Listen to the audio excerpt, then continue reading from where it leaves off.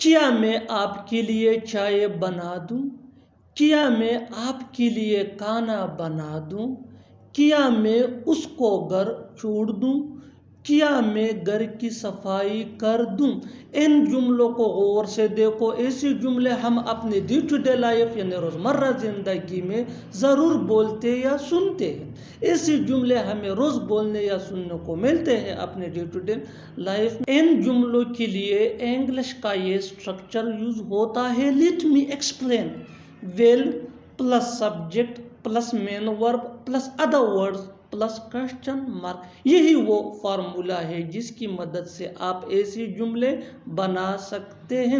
آگے ڈیٹیل سے سمجھاتا ہوں مثالوں سے۔ Here are some examples for better understanding۔ کیا میں آپ کے لیے چائے بنا دوں؟ Will I prepare tea for you؟ Will I prepare tea for you؟ کیا میں آپ کے لیے کھانا بنا دوں؟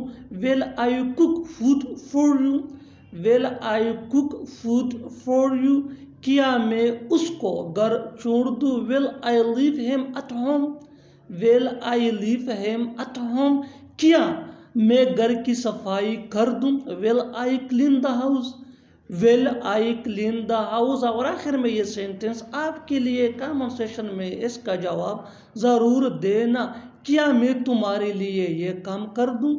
کیا میں تمہارے لیے یہ کام کر دوں؟ Subscribe to English Page for more advanced English sentence structure. Thanks man.